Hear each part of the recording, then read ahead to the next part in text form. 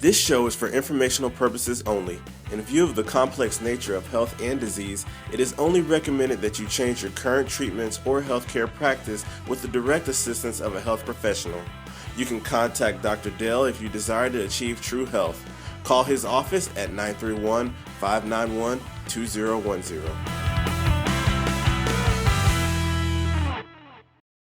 And now here's the man of the hour. Here is Dr. Dale Brown. Good morning, sir. Good morning, John. How you doing this morning? Doing well. Doing well. How about you? It's a great day. I Good. was up at 4 a.m. Oh. Got out in the deer stand, sitting out there in the wilderness. It was a little chilly this morning, too. It was cold. Yeah. It was cold. I talk about the wilderness remedy of the week. I was checking some locations here recently, and I got an area of downed logs, and I've actually got this a video of it, so you can kind of help to identify, and I'll talk a little bit more if you want to share that in the near future. We'll have that up here on thewilddoc.com next week. But it is oyster mushrooms. Oh. They don't taste like oysters. They don't. No. But what's really cool is I got friends that we had over last night.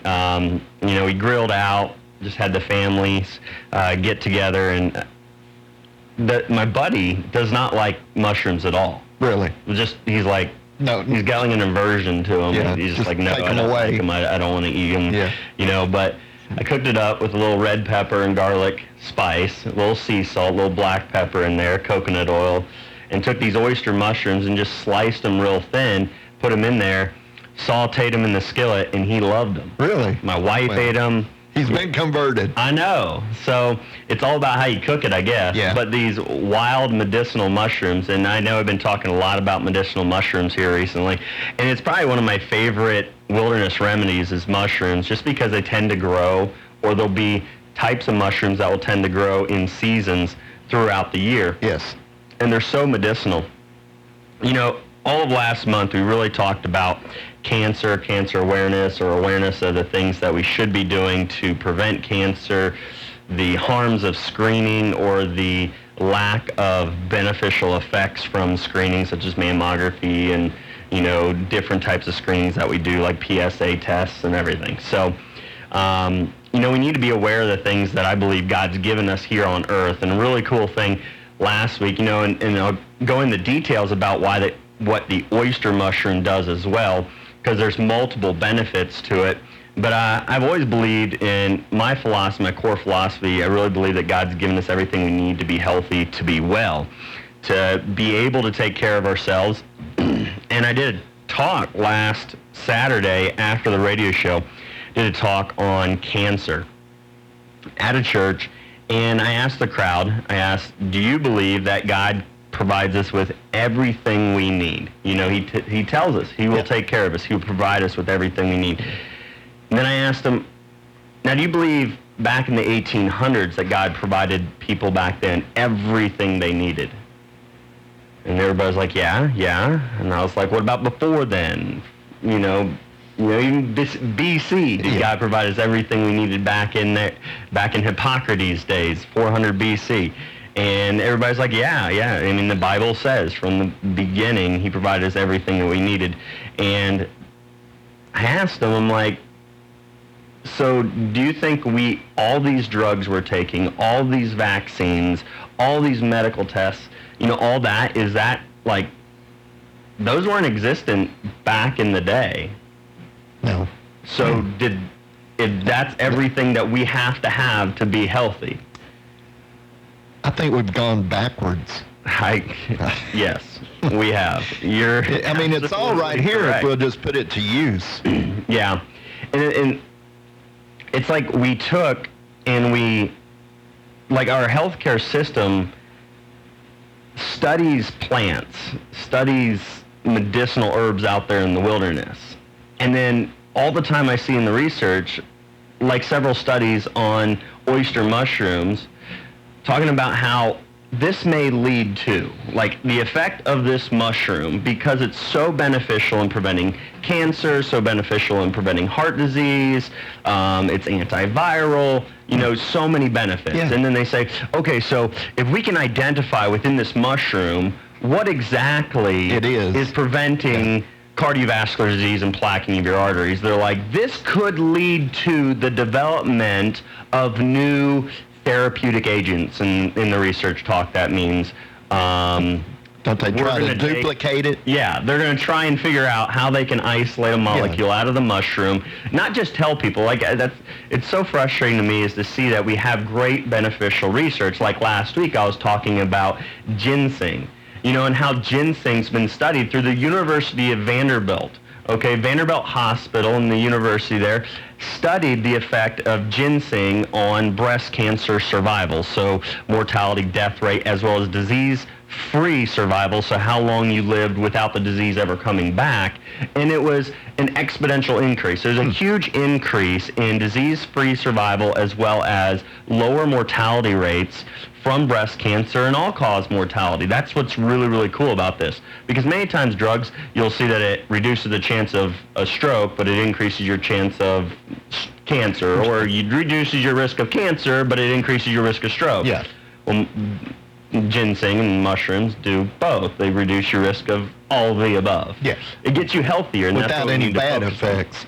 What I'm getting at, we need to take on the research that's available to us and be able to say, well, we've studied ginseng, we've studied these mushrooms, let's get information out there to the public to encourage them and maybe give them some recipes and things like that. And that's, that's what I want to do. I want to take the information that's available to us, because there's a reason things are here on the planet Earth, and we should be able to identify them, learn how we can use them, and benefit our neighbors. And so I've got a ton of oyster mushrooms in the refrigerator right now, and I'm telling you, by far the most delicious mushrooms I have ever ate. I mean, these things are good. I mean, I have friends that don't like mushrooms, and they're eating them. So. Well, I do like mushrooms, so. And they got a good texture to them. They got, they got like a fleshy texture, so they're really good. But again, the really cool research there was that they actually would trigger immune cells. Again, this mushroom as well as the previous two or three that I've talked about, such as chicken of the woods, which is another one you can eat like a meal. But then I had reishi mushrooms and then turkey tail mushrooms, which are more not necessarily those that you would eat as a meal, that are palatable in that way. You make more tinctures out of them, or you make tea out of them. So, I was talking to another friend about, they had cold sores, and cold sores are viral in nature. So by having a cold sore, he gets these things when he's under stress and his body's weaker, and he gets these repetitively. So I just asked my wife, I'm like, hey, what happened to all that turkey tail mushroom I had that I dried out and stuff? And she had bottled it up for us, put it in the pantry. She ran in the pantry, grabbed it for me, and I just gave him a little baggie full of turkey tail mushroom, take home and work on preventing the further viral replication. And we use that clinically in my clinic. I use that so that people can boost their immune system to help them fight off varying types of conditions. Epstein-Barr virus, just any viral infection. They show turkey tail, reishi, even the oyster mushroom, the chicken of the woods, those types of things, they actually prevent the viral replication, as well as they can kill the cells, so that it triggers immune cells to go after the virus, the infected cell, that is the cells within our body that are infected with the virus. So, and it prevents the virus from actually adhering to the cell. So what's really cool about medicinal herbs and wilderness remedies, I believe, is that they do so many things for you, and we're always trying to develop a drug that does like one component of what a mushroom does. So the mushroom does 5 things against cancer. Prevents tumor metastasis, so prevents the spread of cancer. It prevents blood vessel formation to the tumor to where the tumor could grow out of control. It prevents and it actually triggers cellular apoptosis in cancer cells, but doesn't harm good cells, so it triggers cancer cells to die off.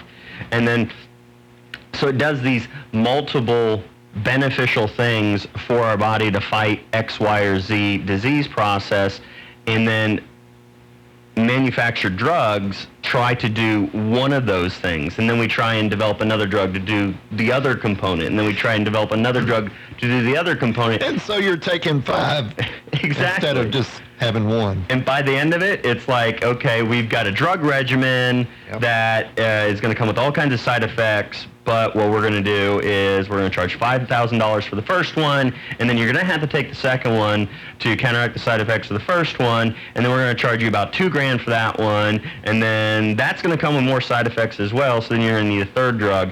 And that's kind of the way I see healthcare in America right now. I see people in my clinic, once they've decided that they want a different approach, they want to get healthy, they want to get well, they come into me. They don't want to have to take 10 pills at 5 o'clock in the evening. Yeah. I mean, who wants to do that? 2 pills in the morning, 2 pills at 10, 2 pills at noon, 2 pills at, No. It's like they got to spread it out so that if you don't take, because most of the time if you took every single pill that the doctor prescribed you, which I had a woman that couldn't even, I have 10 spaces in my paperwork, 10 spaces for people to fill out the number of medications they're on, and she's like, yeah, I filled out all 10, I don't know the others, I'm going to have to bring you a big list. She's got a huge list, and I just seen people like that in my clinic. They come to me, oftentimes, they come to me once they have really figured out firsthand that medicine and drugs do not enhance health, they do not recover our well-being, they don't give us a brighter and better future.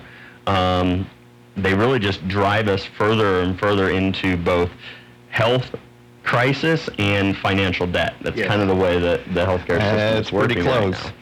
So, just working with people to get them well, identifying the underlying causes is what I do. And through that process, people don't need no more drugs. And that's why I love that song by Macklemore. It's, I'm the doctor your drug dealer doesn't want you to see. That's right. If that's all you're getting. True doctors, people say, you're a chiropractor, you're not a real doctor. Well, I'd be like, well, what's the definition of a real doctor? What was the original definition? It was teacher. Yeah. And then I ask them, so how much have you been taught about health and wellness and healing and how the body works and functions? How much have you been taught? Many people will go to doctors. Yeah. And they spend more time in the waiting room than they actually do with the physician. That's what I mean. Then they hand you a prescription. And then they read all the symptoms on there. They plug them into Google. And Dr. Google says, okay, those symptoms combined means you have a toe fungus that if you don't treat with serious antibiotics, you're going to go to the heart and then you're going to die in 3 weeks.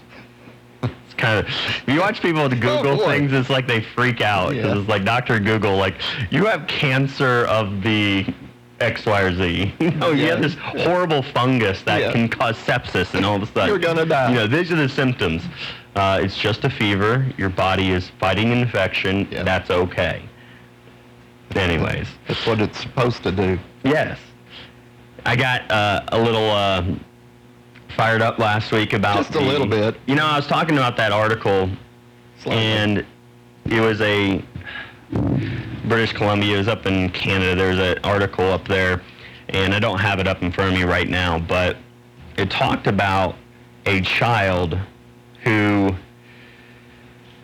this child dies, and it breaks my heart when I see that kind of thing. But what frustrates me more is when I see and realize that the medical community uses a death they caused.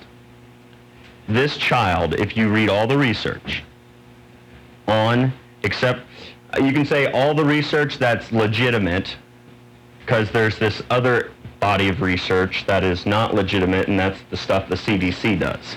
The Centers for Disease Control and Prevention, there's a bunch of liars. So they have this research out there. There's tons of research right now showing that if we accept a flu vaccine, we're more likely to be stricken with a serious infection. We're more likely to actually die from the flu and pneumonia. We have higher rates. We went from the very year when children, 2002, we had 12 children, according to the CDC, die of flu and pneumonia, flu-related illnesses. 12. Now, we're averaging close, it goes around 100 children per year. We have more children now. It's gone up. And before we vaccinated against the flu for those age groups, we had the lowest in history the year before. The year after, it skyrocketed to 90. And then since then, we sit there and we hover between like 80 some and then 120 some. Like that's where we've been hovering now. Yeah. That right there should speak volumes to people. It should show you that the vaccine is not boosting and enhancing immune system function. Yeah. So in this article, folks, there's so many things to learn from this example. But what the medical community tries to do is they try to, and ironically, it's the mom goes on supposedly. I'm like, I really kind of question the article. I'm like, is media actually being truthful here, or is this just another kind of promotion? Let's scare people that they have to get the flu vaccine. But it's kind of like, would they be as stupid as to say that the child got the flu vaccine and then died of the flu? So then if anybody has common sense, that means the flu vaccine didn't work at all. No, they would put a spin on it.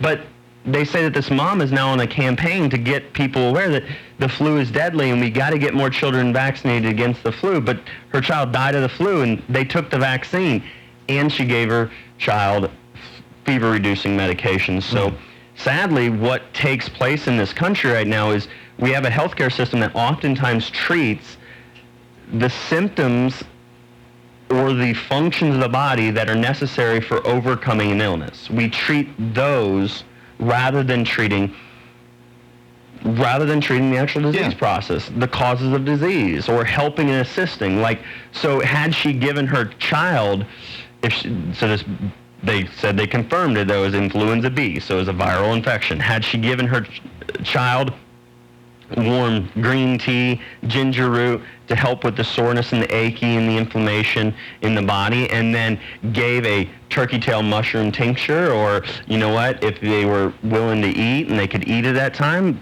fed the child oyster mushrooms, you know, done those types of things, or kept that tincture on hand of mushroom, what that does is it assists, it enhances the production of white blood cells, immune cells necessary, and this is what all these medicinal mushrooms have been shown to do, some with higher potency than others. Typically your reishi and your turkey tail have higher potency for this, but all of them been shown to enhance T and B lymphocytes, so immune cells necessary for destroying either bacteria or viruses, and then natural killer cells. Those are cells that are going to combat things like cancer, as well as go after cells that are completely infected with a virus. You know, so we need to learn how to assist the body rather than just keep fighting against the things that the body is supposed to do.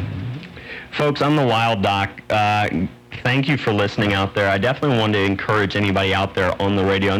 This is not a fired up, huffing and puffing radio show like I usually come with. No, he is calm this morning. I'm very calm, ain't it? Yeah. All right, so I want listeners out there to give me some questions, give me some feedback. What do you want to learn about? Obviously, October was Cancer Awareness Month. Callers 645-6414. To the radio station here, 6414, if you're listening live on the radio. This is JZM, WJZM, 1400 AM. So again, 931-645-6414. That's you correct. can call here to the radio station and we can answer live questions. If you have a health condition, I had a gentleman last week call in and ask about, and then on Facebook, so Facebook, you can ask questions, comment there, like, share, do those things. Also, if you want to send this type of information to your friends, your family, make sure you share on Facebook, and then you can also subscribe to thewilddoc.com. I also want a shameless plug, I call it. I had a buddy of mine tell me that. He's like, I'm like, we just need to be human beings and be honest. It's like, you know what? If you like the truth, if you like hearing this information, if you want this to continue, you know, on the air, those types of things, well, you can support the Wild Doc and my efforts to, you know, enhance people's health through education, through wilderness remedies, and other things. You can go on thewilddoc.com, subscribe to the email campaign list, you'll get information, and we're building the website to where each one of these shows will have the content and research and evidence behind the statements that I make and the discussions that we have. That'll be there with the videos as well for just constant reference for people out there. But you can go on there and click the link for Amazon. So, John, do you ever use Amazon? Yes, I do. Okay, so go on thewilddoc.com and you click the Amazon link. It doesn't cost you any extra money. No. But if you'd like to just, you like some information and you think there's a value that I've given to your life, since you don't get the flu vaccine anymore, No, I don't. Hopefully I was part of that education process that drove you to an understanding high enough to be able to say, no, doctor, I don't need a shot. I don't need mercury in my system, and the flu vaccine doesn't work according to research, and it actually would harm me, so I'm just not going to do it. If you just talk to my mom. Just talk to your mom. Yeah. Maybe she should be a guest on the radio show. It's about that time when you need to get your flu shot. You're going to die. So, if you go on Amazon, you click. If I die, I die. Now, I'll get I think it's like 6% or something like that. So if you buy a new car, I'll get 6%. That would be crazy. All right. Can you buy cars? I will check that out. No. Oh, yeah. Can you buy turkey tail mushroom tinctures and, I can things get like all that there. You can buy it directly from some of the local farmers and stuff like that. Right. Or you can go out in the woods and then find it yourself. Yeah. That's what I always, one of my slogans, I love the statement of being able to educate people and allow people to understand that they can be healthy and that their financial standings shouldn't dictate that. Information, education can, but if we can give people information, it's like, again, you're teaching people to fish rather than just giving them a fish or making them buy a fish from you, So by doing so, people can go out there, and if they learn a little bit about how to identify these mushrooms, and never eat a mushroom unless you know 100% what it is and how to identify it. But a lot of things, you look and you study up on them a little bit, and you can start to identify these mushrooms. And like oyster mushroom, when I went out there and I found some of it, I had it, and I was like, okay, am I going to be able to identify it? I went back to a reference book, read through the reference book a little bit more, and was like, yep, that's oyster mushrooms. Went back out, filled an entire huge grocery bag full of oyster mushrooms. So literally I can make 3 or 4 meals if I just use, sauteing onions and mushrooms. And mushrooms have a ton of protein in them, vitamin D, antioxidants. That sounds good to me. Huge thing. What time do we eat? Oh. Lunch is, right. Maybe I ought to make a meal and bring it in and be like, all right, we're going to see if Dr. Dale's Wilderness Remedies mushrooms really taste that great. We're going to let John try them here on the show. I would do it.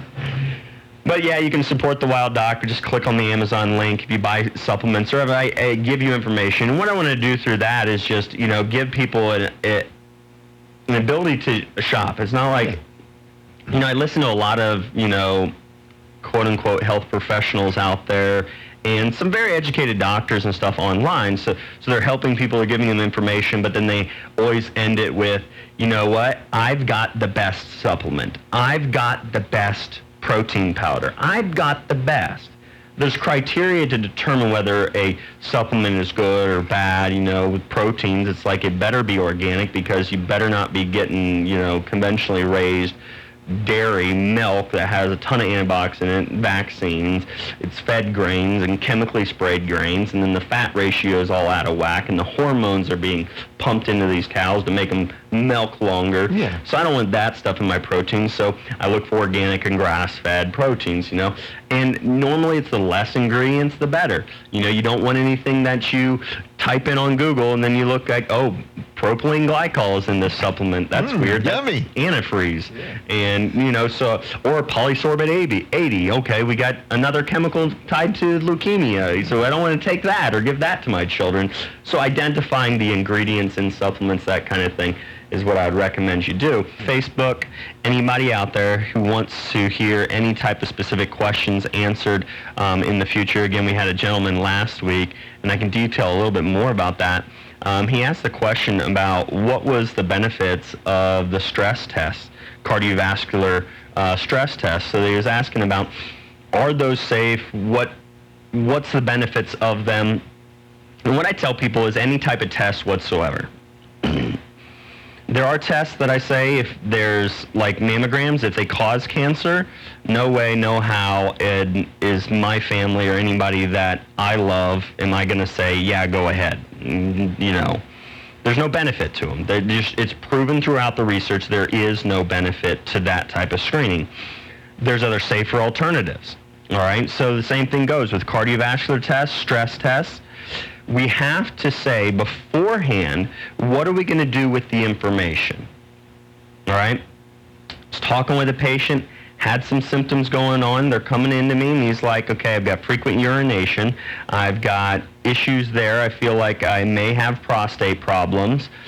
Should I go in and get all these tests done? And I'm like, well, let's look at the evidence. Well, the evidence shows there's no benefit in the tests, but that may very well be that there's no benefit due to the fact, and there's actually a higher risk of mortality from prostate cancer if you do PSA testing, because of the test leads you into a model of healthcare or disease care that gives you drugs that lower your testosterone, lower your PSA, when actually the body was doing the right thing by increasing PSA, and prostate-specific antigen has been shown through the research to actually prevent metastasis and be anti-angiogenic, anti-tumor, so it suppresses tumor growth. So I'm like, wow, a place in the male body that oftentimes through any type of stimulation, bowel movements, making love, or when there's a tumor growth or irritation there, now you've got more PSA in the bloodstream that helps to suppress tumor burden, tumor growth, cancerous spread, those types of things. But we give hormones to treat the test result, the blood test. We're not actually treating the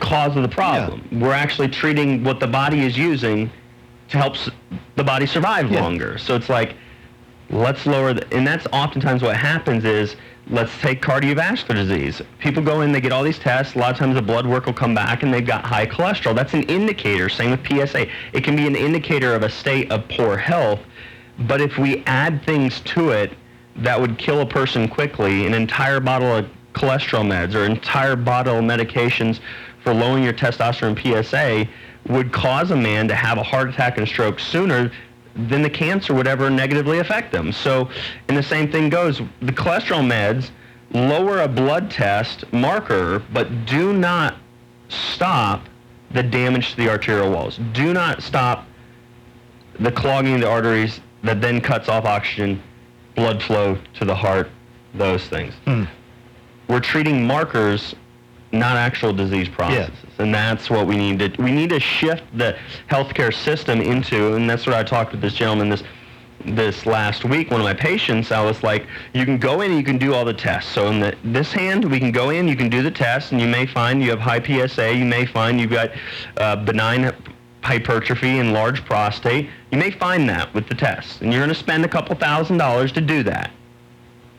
From that test, if you look at the evidence, the treatments of radiation, cutting it out, drug therapies, all lead to increases in mortality, all lead to furthering major problems. I'm like, or over here on this hand, you've got symptoms. Let's just assume you do. Let's just completely, like if you want a wake-up call, because that's what a test should be. It should be a wake-up call. I need to change my ways. I need to do the right things for my health. I need to get healthy again. I'm like, so let's just assume the worst. If you want to, and just say, you go in, you got the positive test, everything, let's say it's prostate cancer. Well, the Cleveland Clinic and doctors have shown that you can reverse prostate cancer with a plant-based diet. So I'm like, why don't we just do a plant-based diet? Spend thousands of dollars on organic fruits and vegetables. Don't spend anything on the testing, because the testing would only lead you to do the plant-based diet. Yeah. If you took the right path. Let's do that to begin with. So why don't we just do the right path? Just do the right thing. Yeah. But some people need a wake-up call sometimes. Yeah. That is true. And some people get the wake-up call and then they can't even, I was talking to another patient, and they have a friend of theirs that continues to smoke, continues to eat horrible, do these things, and is taking chemotherapy. So they've got cancer and they won't even quit smoking. And there's addictions that are so tough. Yeah, they are. We have a system that doesn't help and assist people through those time processes. Macklemore's song, it hits home. I know people that have dealt with addictions. I had a staff member who actually, he's away at chiropractic school now, but his brother has been through drug rehab because he took it when he was a younger teenage. He took Oxycontin and became addicted to it, and then wound up, when Oxycontin was not affordable, he'd go towards more, heroin and other methamphetamines, go towards those other illegal drugs, but his gateway drug wasn't the condemned marijuana. No, but it was something that was legal. It was something prescribed to him. Then my biggest beef with that arena right there is right now they're suppressing wilderness remedies like kratom. DEA went in and confiscated kratom teas, saying it's now illegal to buy and sell in the United States. You can't get it. Like, it's horrible. Millions. Yeah. They estimated all the way back in like 2008 that 40 million people used kratom tea to help with pain, to help get off of addictive drugs like opiates. And the research showed that it was safer. The research showed at that time, and still today, it shows that it's safer than our Oxycontin. We have 20-some thousand people dying every single year from Oxycontin overdoses, from prescription painkiller overdoses. And then God knows how many more that Oxycontin led to their meth and heroin use, and then they're dying of heroin. So it wasn't their death certificate doesn't say Oxycontin, but it was the Oxycontin that led them down that path. Started it. That started the addiction, or how many people are in jail now because of those addictions and doing those things, or how many people are just financially distraught because they're having to pay for all the prescription, because it's like 5 different medications that you have to take to try and overcome opiate narcotic addiction. And if you could just the answer is more drugs. Yeah. More drugs than just one. 5 to take care of one. But now they're getting rid of kratom, a tea, a plant that you grind up the leaves, you make a tea, and boom, there you go. Mm. And the research shows that it's safer. It has less aversion and problems when people are coming off of it. And why is that? Would it be follow the money? The pharmaceutical look what the FDA companies? does. Yeah, follow the money. Look what the FDA does. The FDA, the CDC right now, they protect in America. They don't protect people. They don't do what's best for people because they have plenty of research into, again, like I talked about here in the recent past, was like mushrooms, turkey tail mushrooms. Our taxpayer money goes into research. Vanderbilt knows that ginseng, all these wilderness remedies, we've got plenty of research showing them effective. Kratom is effective. It's much cheaper. But it can't achieve FDA approval, and the FDA won't give it approval. It should be able to achieve it, because you got the research and the evidence showing it's safe and effective. But unless they can figure out a way to make money. The statement in Journal of American Medical Association, why the DEA confiscated it and why they're going after kratom, because since 1999 to 2000, and I believe it was 13 or 2014 here recently, they said that it was a 100% increase rate. No, it was more than that, because it went from like 26 to 260 accounts of emergency room visits and calls due to kratom problems with kratom. Right. 40 million people taking it, 200 and some in 1 year, and now they've got to, we got to stop people from getting this stuff. We can't let them. That's their excuse. Yeah. I can imagine How many people per day? The Surgeon General even said, we've got a major problem that's destroying this nation from the inside out, and it's called prescription narcotics. Yeah. Well, so instead of... you can go around and there's a pain clinic on every corner. My back hurts. Here's 100 Lord tabs. And that's the problem. Yeah. Do we have a few comments, stuff like that? So we got some shout outs on Facebook. I appreciate that all. Jill, thank you for the thumbs up. St. Mary's, Ohio. Yes. I grew up in near Lake St. Mary's, Ohio. Now that's one, I don't know if they could figure out what to do if St. Mary's, Ohio people are listening, what they could figure out what to do with all that the algae bloom that occurs up there in the lake. That occurs because of all the you've got a lot of the pig farming and stuff like that, and the runoff and the nitrogen and stuff from the crop fields going into the water. And then during the summer it's hot, a huge algae. We could figure out, it'd be like if they could filter that stuff out, put it back on the fields. Yeah. Shoot, we wouldn't have to fertilize anymore. I guarantee that. It would be going wild. I've known you for a long time. I appreciate that, Jill. All right. Here we got Tiffany saying, thank you for going above and beyond to bring the truth. Natasha and Joy from Charleston, South Carolina. Wow. Nice. And share with all my friends. Thank you for sharing. Shared in Clarksville. It's a system. Yeah, she's talking about the system of medicine. The system you look at just, all right, should I talk about politics maybe? Should I talk about, what do we have coming up here with something to go on with?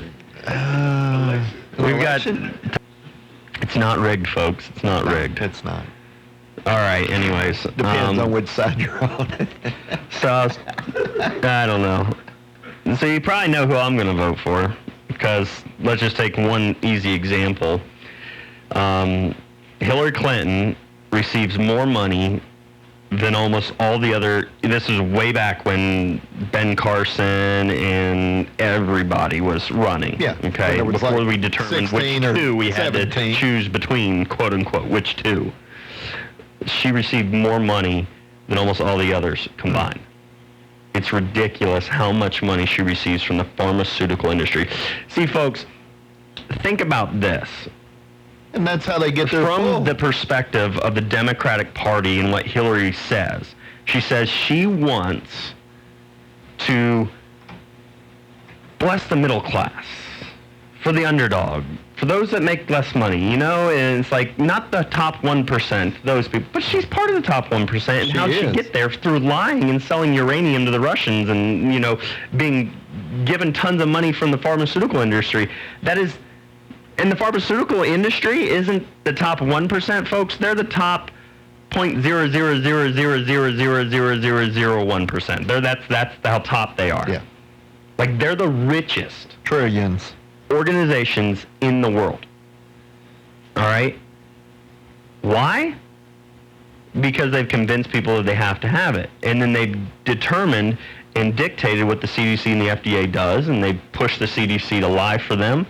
And the CDC does that. And the CDC then comes out and says, you got to take their drugs, you got to take their Tamiflu, and you got to take their flu vaccines, and let's mandate them, and let's force it, and let's do all this. And she's receiving that much money. Who is she going to pass legislation to benefit? Not the people.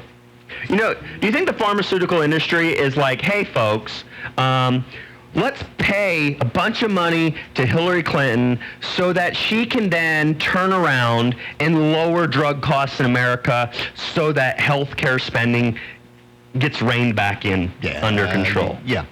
Okay. They're going to pay a bunch of money to somebody who's then going to make right now with healthcare, and if you include insurance, it's about a quarter of our gross domestic product. 25% of our gross domestic product in the United States is going towards healthcare. Disease care, not healthcare. Disease care. Disease care. Do you think she's going to pass legislation because you got all this money from the drug companies who only make more money by having no caps on drug prices? That's why in America you got hepatitis C medication that costs $1,000 a pill, and nobody wants to talk about milk thistle. Or reishi actually helps with the liver too. Also another one is you can use black walnut hull. Cleanses the blood. Really? Green coffee extract. It's another one. You can do all these things that help your liver function better. Oh, and then not only does reishi help against the viral replication and boosting the immune system, and it cleanses the liver. It does all of that. So all in one. Not just one. It helps the virus not spread in your body if you have hepatitis, but it also helps cleanse you and benefit your liver. But it's all in one item. You don't have to take 5 to take care of that. Or you can pay a $1,000 a pill or take chemotherapy. That's another one they'll do for hepatitis, which I always slap my forehead whenever I hear that people receive chemotherapy for hepatitis, and I'm like, so you took a drug that could completely damage and destroy your liver to protect your liver? What? How does that make any sense? Healthcare oftentimes doesn't, folks. No. Anyways, who are you voting for? No, you don't have to say, John. Also, I just can't understand how anybody could vote for somebody who wants to allow. Now, here's my opinion on this subject, folks. I believe in saving lives, helping people live to their God-given health potential, but I just can't understand from a Christian standpoint how anybody could vote for somebody who wants to have literally fully developed babies in the womb be able to be aborted. I'm not saying I'm sitting here saying that I want all women to be forced to have to birth a child if they got pregnant out of wedlock when they didn't want to, those type of things. I think that's a decision people need to make themselves. I think government needs to get out of a lot of things. They do. Completely out of it. I know what I would choose. I'm not going to say my way of choosing has to be forced on anybody. Yeah. The government wants to do that. Or they want you to pay for those things. My tax dollars. Yeah. It's just, but plain and simple, at that point in time, they're saving babies' lives when a mom goes into 26 weeks, 30 weeks. And this is amazing what American medicine and emergency care can do. They can save a child's life, but they want to be able to abort a child after those dates when they work so hard to save a child's life. And then they want to be able to just go in and puncture the skull and put a suction tube up in there and scramble the brains around and then suck it out. And that's how... I'm just like... People say it's not really a living, and Hillary doesn't think they have rights, human rights, or anything like that. So I just can't conceive how we can vote for somebody that has that type of thought processes going on. Does she truly, truly care about people's lives, if that's what she's willing to do? I would think not. No. Also, she's all about the mandatory vaccines. Like, she wants everybody, forced to vaccinate. And I thought it hilarious. And if we don't, we'll go to jail. I thought it hilarious that when she had pneumonia, supposedly, she had pneumonia, and then her doctor releases her records to confirm and let everybody know that she received her pneumonia vaccine. Hey, everybody, I know Hillary has pneumonia. But don't worry, she got her pneumonia vaccine. That's right. And it's just like, how do people even think it's then okay to go get a pneumonia shot? Well, it's just like people go get a flu shot and they have the flu a week later. I wonder if they're giving out pneumonia shots at every single Hillary event. They may be. You know what I mean? You walk in the door, you're going to listen to her campaign spiel, and you're going to get a pneumonia shot at the same time. Because you got to protect, Hillary's got pneumonia right now, don't come near her, let's make sure that you get your pneumonia shot before you go listen to her. I mean, I'm sick of listening to Everybody on the stage must get your pneumonia shot. Yep. Not So, again, I'm the Wild Doc. I appreciate everybody listening out there. Again, you can listen live every Saturday, 9 a.m. to 10 a.m. on WJZM 1400 a.m. And what's the phone number if they would like to call you? Here or my office? At your office. My office, it's 931-591-2010. Again, that's 591-2010. 931-591-2010. All right. My email is drdalebrown@gmail.com. You can go on the Wild Doc and subscribe to our information and email campaign there and learn about wilderness remedies. Learn a little bit about the office if you give our office a call. And I had a patient I want to talk about, a testimonial, and that's what I'm going to do the last 10 minutes here. Just talk about things that I've gotten to see. And I have two staff members, and if you guys want to shout out, I want to hear about, you don't tell their name on the radio show. Make sure neither of you say name. Like me. Although I could say, I've got Stay away from it like me. I've got one patient. She just came back from, I think she's gone like 3 or 4 weeks. She goes down south, and she visits a friend every year, and she jokes around and says she stays there until she gets kicked out. And then she comes back home, but she drove 11 hours both ways. She came back, and she's like, I had zero pain. And this woman has been diagnosed with rheumatoid arthritis. But is able to make 11-hour car ride with zero pain. No pain. Zero pain. How does that happen? Well, number one, we've got to understand why and how inflammatory conditions and autoimmune conditions come about. They have shown through the research that sudden traumatic spinal injuries to the head, the neck, whiplash injuries, car accidents. This is why if you've ever been in a car accident, please, please, please give my office a call. You've got to take a look and make sure that the spine is in the right alignment so it doesn't cause future health issues. One good thing about auto insurance is it pays for chiropractic care. It pays for somebody to get well after an auto injury. So we identified upper cervical misalignments. We identified that in her nervous system, she had a pro or heightened sympathetic tone. Her body was in stress. And that promotes an abnormal immune response. It promotes high inflammation. She had low parasympathetic tone because there was pressure on the nerves of the upper neck, suppressing the ability for the parasympathetic nerve supply to be communicated from the brain down that. So the flow of that nerve was suppressed. It's kind of like a garden hose. You step on it, you don't get enough garden or water out to the garden, what's going to happen? You're going to have illness here. You're going to have disease process. You're going to have early death. We identified that, and we began working on that. For several weeks before she went on this trip, we worked on her spine. We worked on adjusting her. And through adjustments, we took pressure off the nerves in her neck, and through that process, her body was able to start healing again. And that's what I tell people. Like, I'm a big take no credit here. I didn't get her well. She got herself well.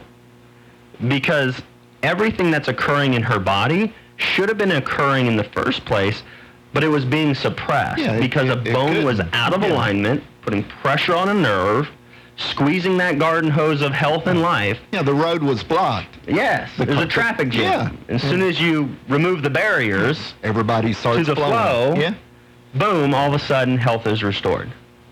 And I've seen many people with arthritis, both osteoarthritis, arthritis of the cervical spine, neck, lower back. If you've been diagnosed with arthritis, that simply means your spine has been out of alignment for a while now. You need to restore proper mobility and movement.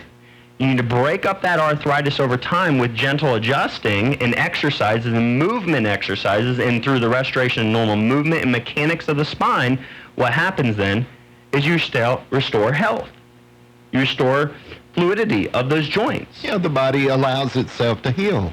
Yep. And people get well. They get healthy. What is another one we want to talk about today? When I went out to South Dakota here a couple weekends ago, there was a guy that came in crutches. Like the morning of our hunt, first morning we're going out to go pheasant hunting, he comes in on crutches. Can't stand up straight at all. Just woke up that way in the morning. And that's what's oftentimes scary to me is many people have no clue that their spine is damaged, have no clue that their spine has deteriorated. Yeah. And I'm sure he had arthritis. I didn't have an x-ray machine out in South Dakota. But I did take my table because I went there with a veteran, a good friend of mine, who I go hunting with a lot. We've become good friends now. We've got a lot of similar likes. We love to be out in the wilderness. So, and this guy is actually able to get back into hunting.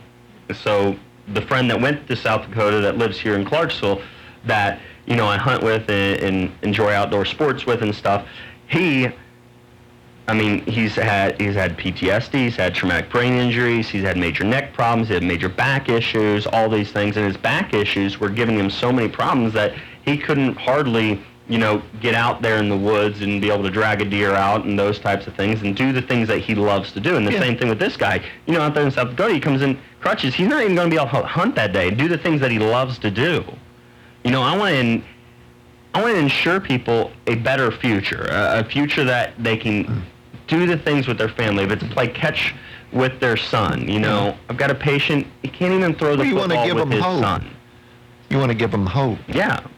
For the future. And he can take all the drugs he wants to all day, but all that does is makes him lay on the couch and do nothing, drowsy. Drowsy a word? Groggy. Drowsy and groggy all at the same time. He's groggy. Pointing that term, the wild duck. Don't be groggy on your drugs. Natasha says, is yoga a good exercise for getting the body well? Yoga, absolutely. Yoga works on balance. It works on movement. Now, I have seen some yoga poses that I do not like, and I can't name them.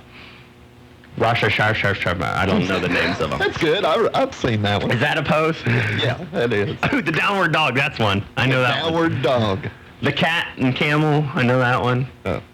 Warrior pose.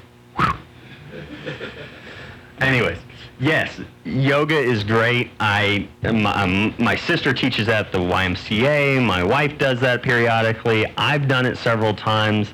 Yoga is a great exercise for the spine because, I advise a lot of people, getting up in the 60s, 70s, like yoga would be great for them. Do it at their level, but would be great because many times falls and balance issues and things like that lead to a lot of pain medications and lead to hip fractures and all these things. So balance and movement are key. Now, what I was saying there is I love yoga, but what I've seen in even some yoga instructors is they still have degenerative disc disease because they have great mobility. And I had a yoga instructor here recently actually come into my office. She was having major pelvic and tailbone pain, and she came in because she needed help because she couldn't do some yoga poses because of the alignment of her spine. So we've been working on the alignment of her spine. What I was saying is the individual segmental alignment and mechanics of the spine should be detailed out by a great chiropractor. Look at the spine, look at every segment, get a nice set of x-rays, be able to look if there's any arthritis or deterioration so you know where you need to focus in with some force and some work to restore proper mechanics to individual joint segments. Because a lot of times what I've seen in the yoga instructors or yoga people that I've seen in my office that do yoga regularly is they've got great range of motion in many areas of their spine. Their spine is very healthy but there's one or two segments that are deteriorating, and it's those one or two segments. They've got 92% of their range of motion in their spine. Everything works great, everything's moving great, but they only got 92 because there's one segment that's locked down. And if you just lock down one individual segmental joint, what then happens is that's going to deteriorate. So by adjusting, you mobilize that individual joint, and then you send the person back to their yoga, and then the yoga can help and assist in the maintenance of that joint in the structure of the spine in the balance. Second question? Two questions in one, real quick. From Jeremy. If vaccine mandates were to end today, what lifestyle changes need to be made? And two, would there be a public risk if not everyone followed through with a healthy lifestyle? Was everybody able to listen to that question on the air? Okay. So the first one, what would we need to change if vaccine? Nothing, really. That's what we have this false thought process driven by the pharmaceutical industry that we would have massive outbreaks of measles and death from measles. I want my child to get measles because it's protective against cancer and other autoimmune conditions. It helps stimulate proper immune strength. I want him to have chicken pox. I'm okay with him having rubella. I'm okay with him having mumps. I want him mumps before he's in college when it can cause serious problems. All our hockey players that got mumps. So what has happened is we've been trained into and brainwashed into thinking. The Journal of American Medical Association, I forget which article, it's like infectious disease in the 21st century. This article talks about how infectious disease declines had occurred prior to the use of vaccines. almost complete eradication of mortality. So death rate had almost disappeared. Back in 1977, there's a British medical journal that talks about how the whooping cough vaccine had no effect whatsoever on the already declining rate. So it didn't make it decline faster. There was no additional rate of decline from whooping cough. Excuse me. Whooping cough, no. Okay. You have it? Oh. But, so we really don't need to change it. We need clean water, we need good nutrition, we need a healthy spine, we need a healthy nervous system, we need healthy immune responses. And we're good. Now, are there some things that we would want to be educated and informed on so that if we were to contract one of those diseases or conditions, you know what? What am I going to do with my son? I'm going to give him a high-dose vitamin C. He's going to, if my little girl's around, you know, she's an infant, I'm going to make sure that she's breastfeeding so that mom's antibodies are fed through the breast milk into the baby and protect the baby. You know, we're going to do all the things to assist and do the right things. I'm going to give them a tincture of turkey tail mushrooms. You know, if they got a viral infection, give them raw garlic no matter what, whether I have to soak it in oil or I have to cook it in his food. I'm going to cook things and do things, you know, to prevent the complications. What was the other one real quick, and we got to get off the air? Would there be a public risk if not everyone followed through with a healthy lifestyle? If they totally got rid of vaccines and everyone wasn't following through with a healthy lifestyle? Would there be a public risk? Yeah. Not really. There'd be a risk to the person who didn't follow through. So really there's no public risk. No. We would have less cancer because vaccines and the adjuvants and the issues there cause problems. We would have less problems. We'd have less chronic illness. And there wouldn't be a public risk because only the people who smoke put themselves at risk. Well, not really, actually, because secondhand smoke. But that's not the same thing. If I'm healthy, I'm not afraid of being around somebody with polio because my body can overcome that.